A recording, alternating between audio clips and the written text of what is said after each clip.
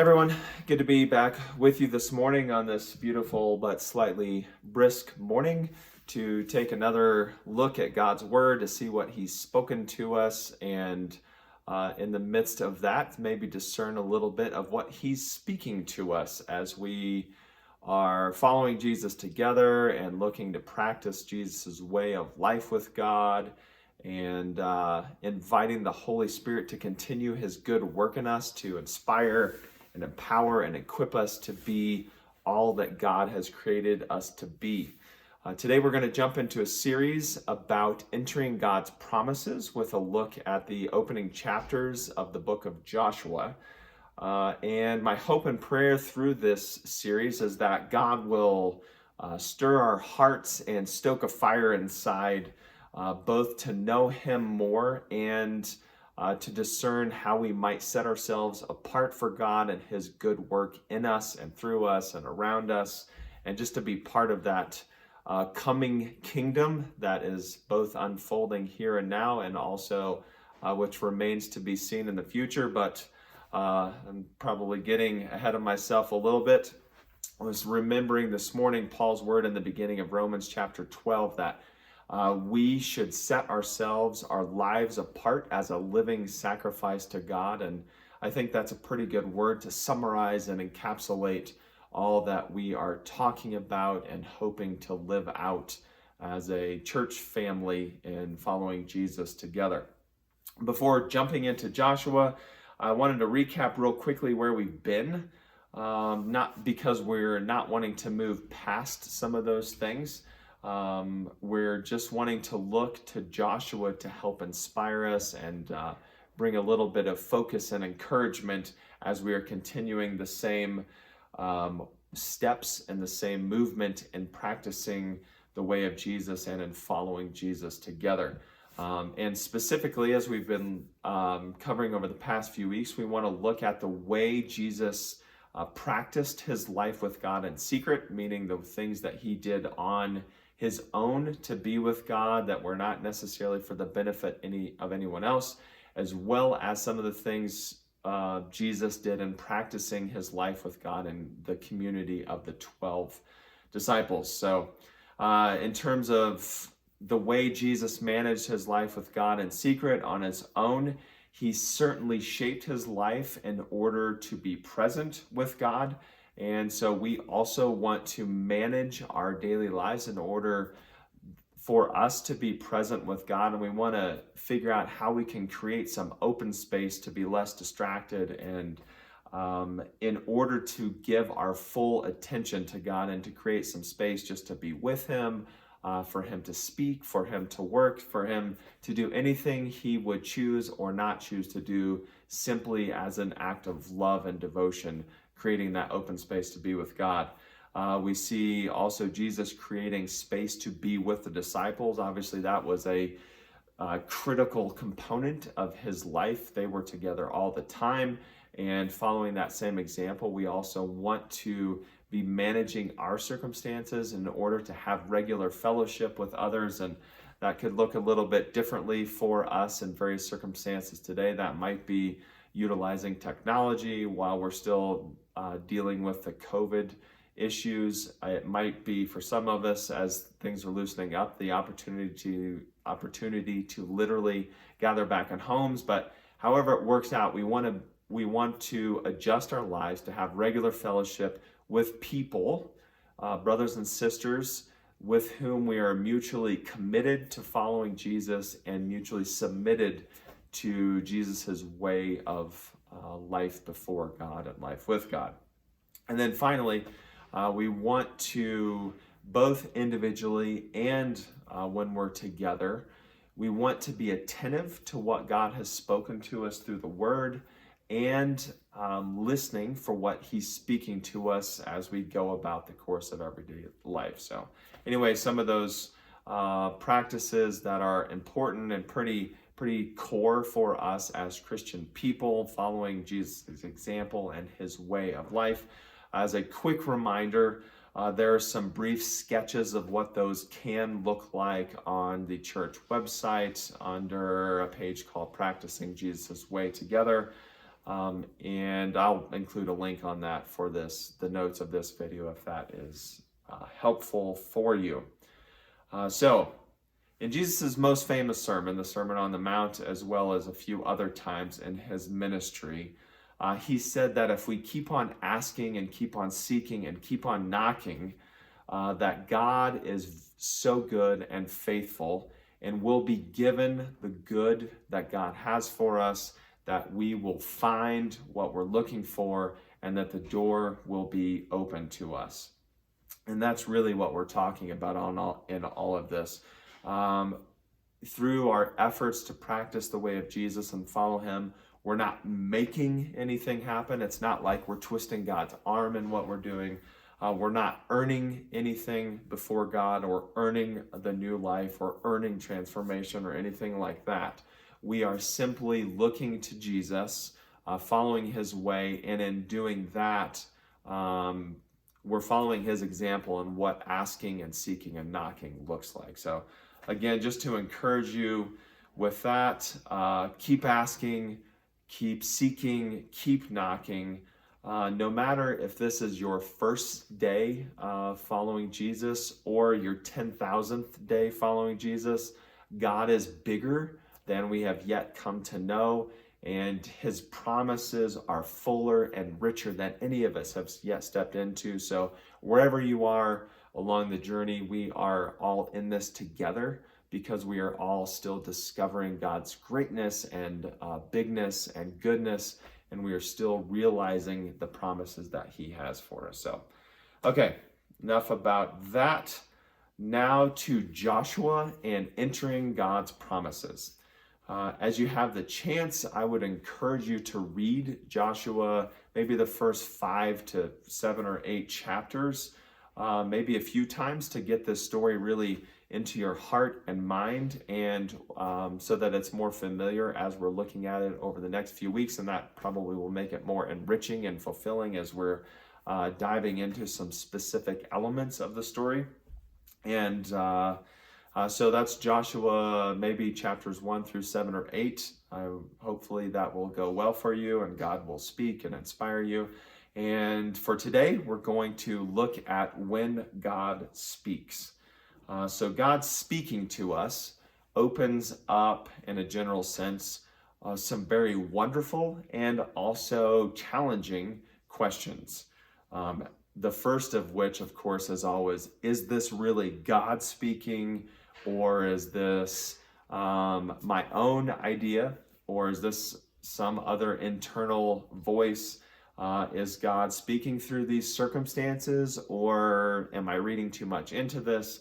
Is God speaking to me through my brothers and sisters, or maybe this is just an expression of their own good intentions for me, and maybe it's not God after all. But in all these things, we always have to discern, is it God or is it not God speaking? So obviously, that's a very real life question, and we want to be attentive to those real life questions. So is it God or is it not God? Second, the second wonderful and challenging question is, what does this mean for me if this is God speaking? If he's speaking, what is he speaking to? What is he addressing? What's the invitation before me? What is the appropriate response for me if the God of all the universe is taking time to speak to me as his son or his daughter? Is the appropriate response faithfulness? Is it prayer? Is there a specific action maybe that I should be taking? Is there a new pattern of action or a change in life that God is inviting me to take in response to what he's speaking? Or is there something specific that I need to remember and really digest that will be significant for me later on? Again, all these questions. First, is it God speaking? Second, what does it mean if God is speaking?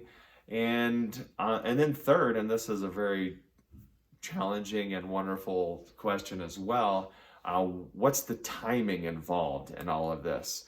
Sometimes God speaks things to us that are just when we needed to hear him, and it's sort of a timeless message. I can remember a time when I was, I believe, a freshman in high school, and I can be of the personality where I'm a little bit hard on myself, probably not with the kindness or the heart of God.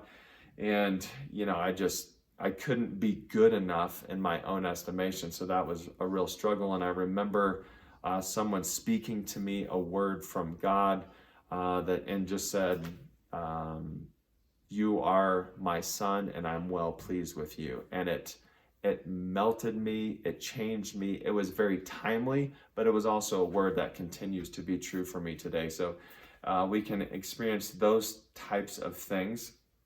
But there are also times when God will speak to us and it's provides an element of guidance or leadership or direction.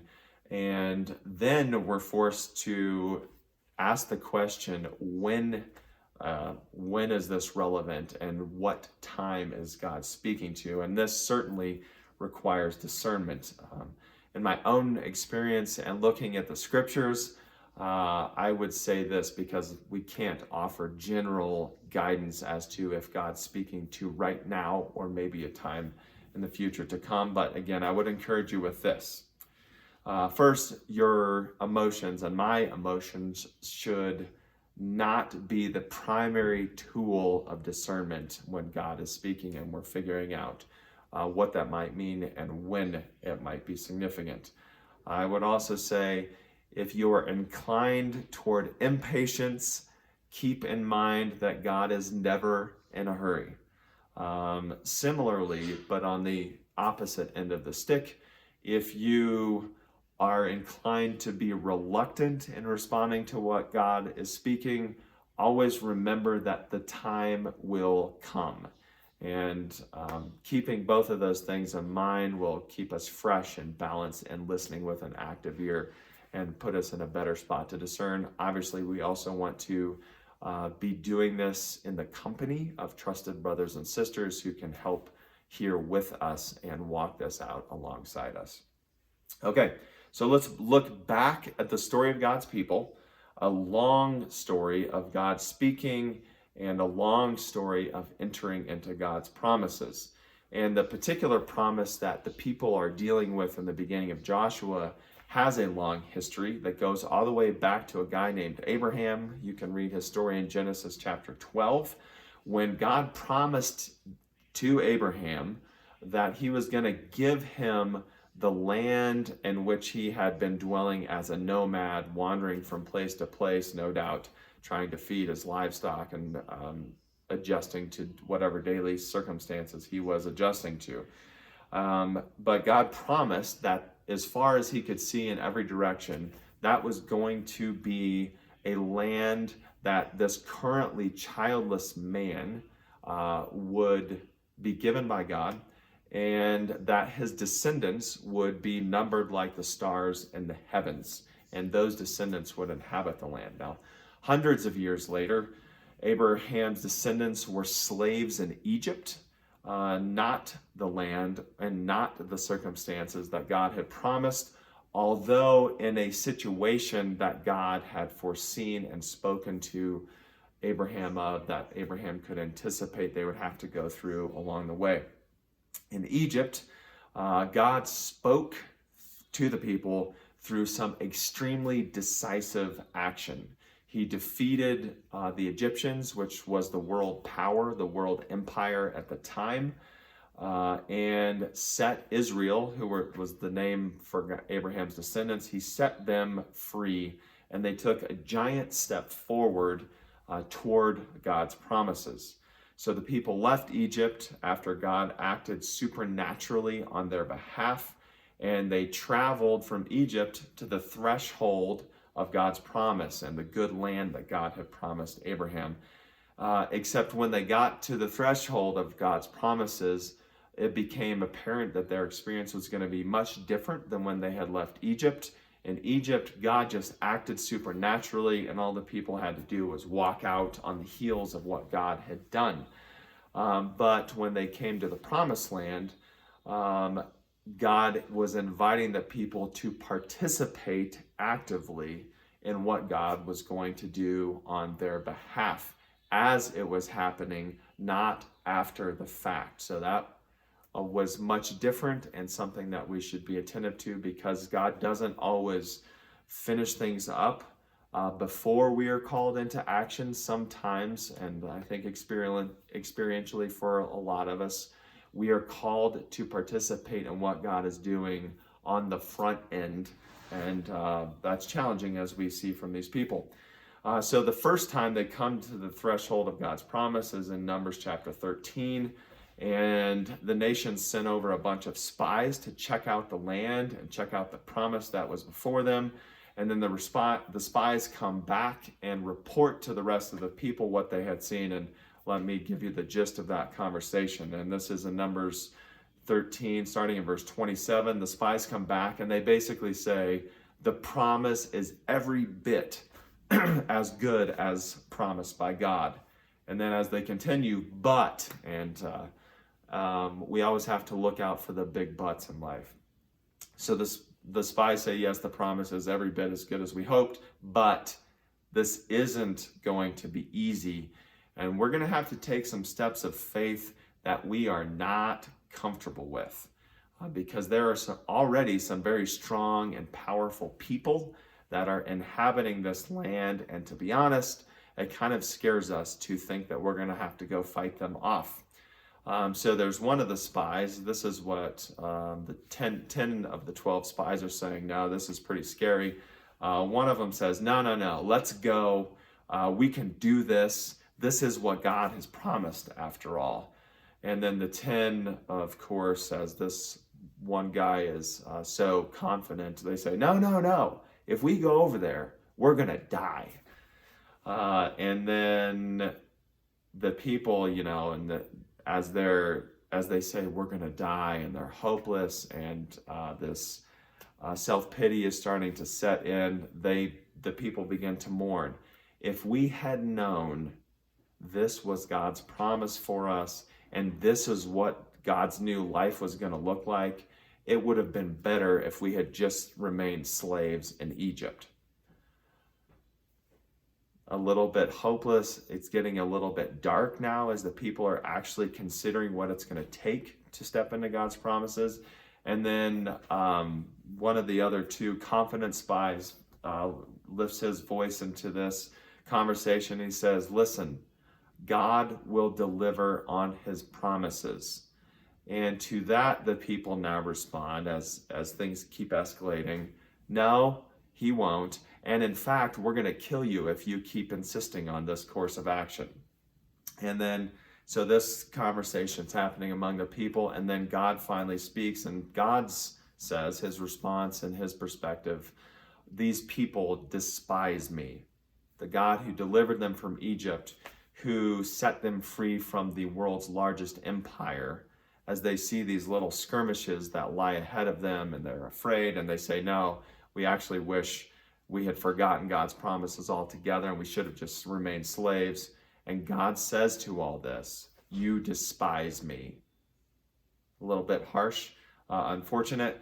So the people rejected what God had spoken. They turned away from God's promises, and they wandered around just outside God's promise, and they all died doing it. Now, it's interesting that in justifying their actions and justifying turning away from God's promises and justifying rejecting what God had spoken, the people did what, of course, all responsible adults do who are too scared to take action or too scared to take any risk. They said, we can't do this for the sake of the children. This would be reckless. This is irresponsible. We have to turn back and we have to turn away for the kids. It could be dangerous for the kids if we try to grab a hold of the promise God has for us. And as I said, that's just what they did. They all died out in the wilderness just outside God's promised land. And a new generation took the place of those people who were too scared to take the risk and to step out. The kids, and God points this out, the kids they claimed to be so concerned for were the exact people whom God led back to the threshold of that promised land. And this is where the story picks up in Joshua. So Joshua begins in chapter 1 with a series of you and I statements. And I looked at these actually in a little more depth earlier this week. So I'm not going to recap them here. If you want to catch up on that talk, I can include a link for that so it's easy for you to find.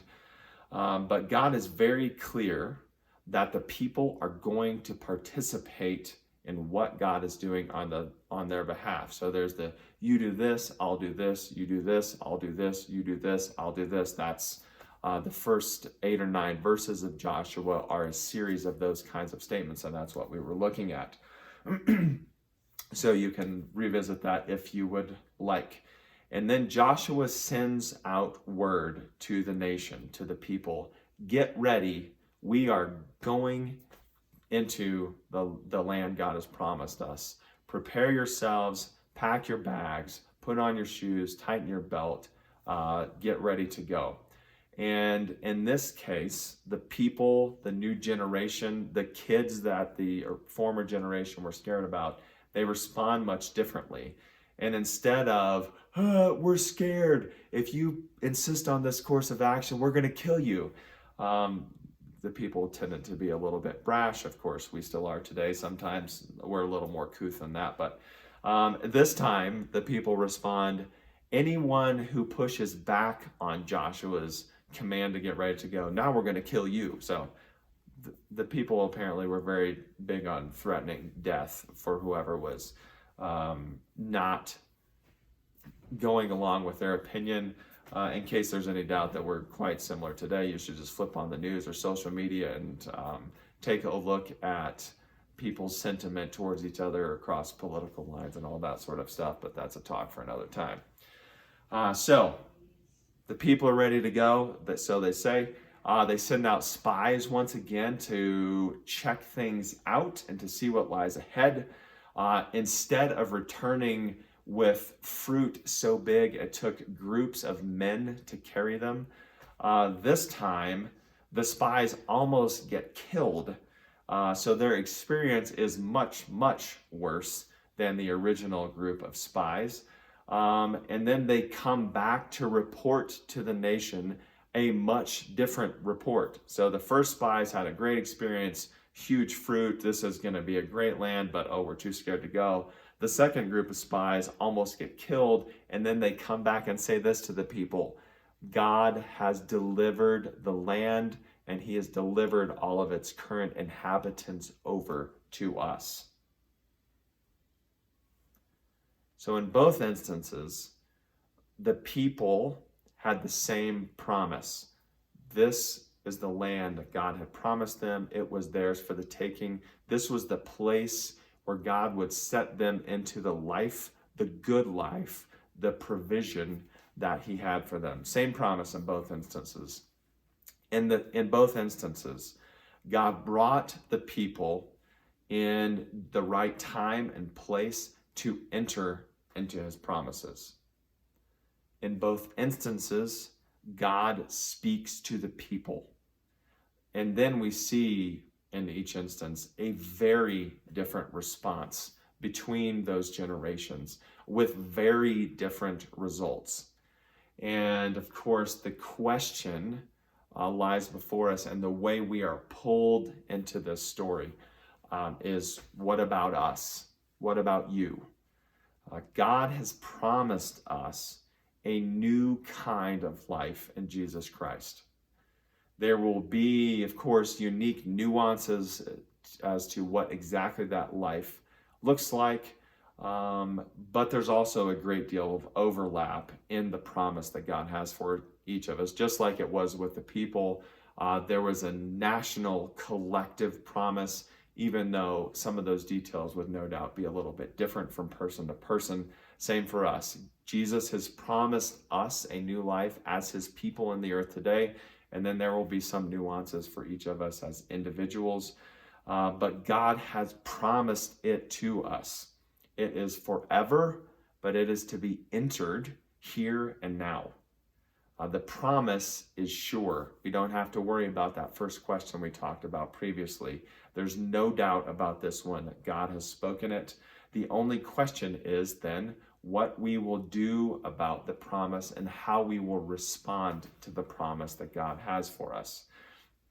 So knowing that God has spoken, and when God is speaking to us now, some new questions for us. Are we listening?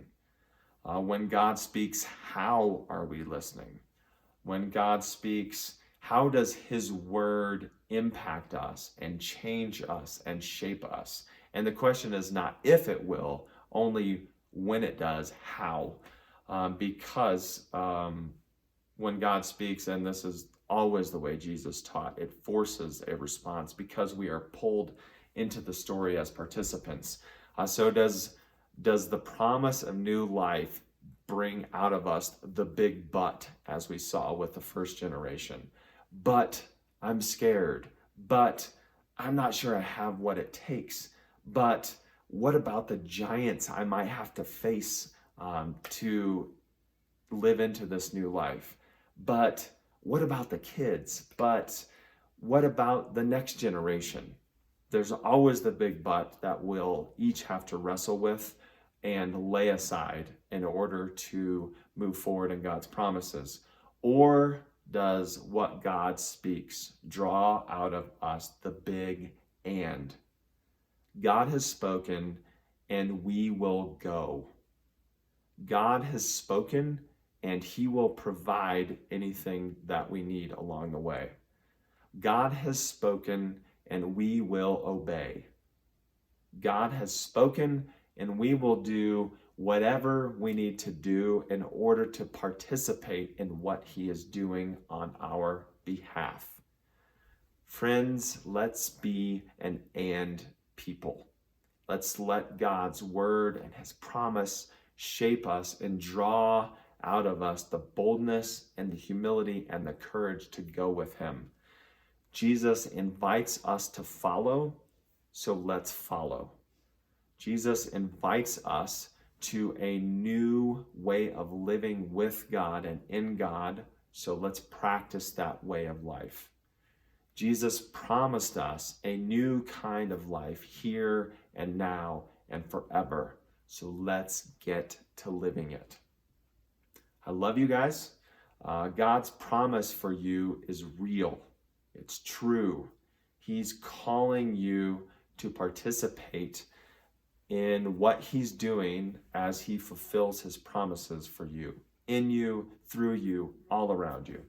His grace is sufficient, and he'll be with you every step along the way, and he has given us his spirit to empower us to that end. That's all for now.